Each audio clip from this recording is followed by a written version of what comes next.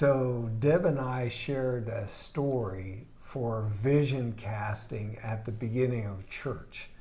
And what I'd like to do as we practice this is kind of flesh out what the story was. It's a story about Fred and why we told it in our vision cast. So what's the story about Fred? Yeah, so my retelling would be we had this tool, Fatter, which is faithful, available, teachable, reproducing, and it's a tool designed to help people figure out who should they spend their time with. You're looking for those traits: faithful, available, teachable, reproducing. But Fatter does not translate well into Spanish. And so Jeff Velasquez, genius apostle that he is, reformulated it into for Spanish into Fred. And I am not able to tell you exactly what Fred is, but people love it, and it's reproducing and it's teaching people who they should be spending their time with. That's what I got out of the story. What did what did Jeff say about Ed and Red? Yeah, like, well, first off, the problem was that Fatter wasn't translating. It wasn't working. People weren't using that tool. And then when they came up with the Spanish words, and that people started to understand, because they're like, you take away one of those elements, like, for example, Fred, you just have red, then it's like, well, if the person is not, Faithful. this element, then that's not ideal.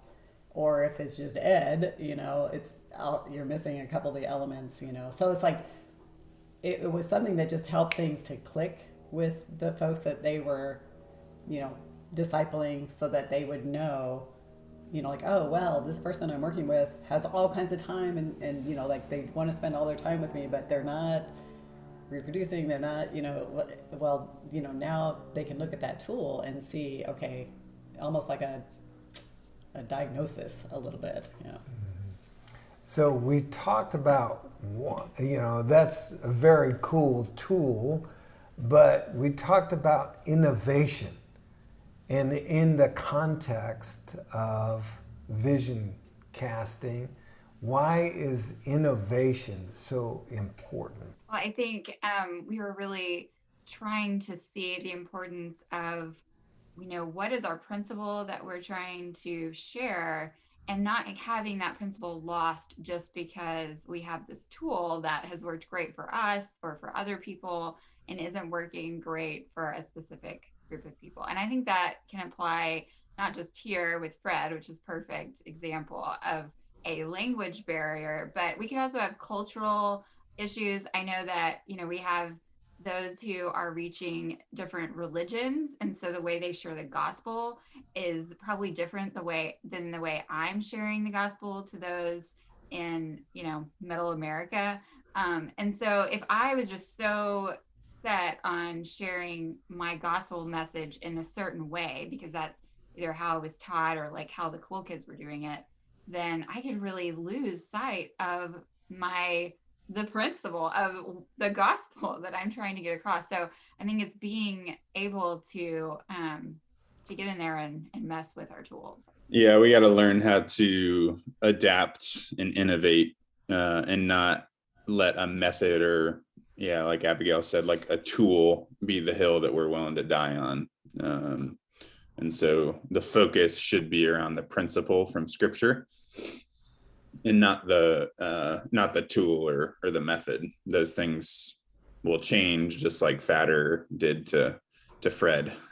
Yeah, we talked about how wherever we are, so I am in a certain context and I'm a part of it. Therefore, I get to help and have the freedom to bring, say, a principle and reshape. Maybe I know a tool from a different context, but wherever I am, I get to learn what that context is and bring it into a context, and probably a need to, in some shape, reformulate the shape of what that tool might be so it fits the context. So I think language is a perfect example, actually, of this. I can't come to a different country and start speaking my language and say, be mad because I don't understand what I'm saying. I have to learn how to say it. And often it's in a different way. Like where I am right now, nice to meet you is translated happy chance.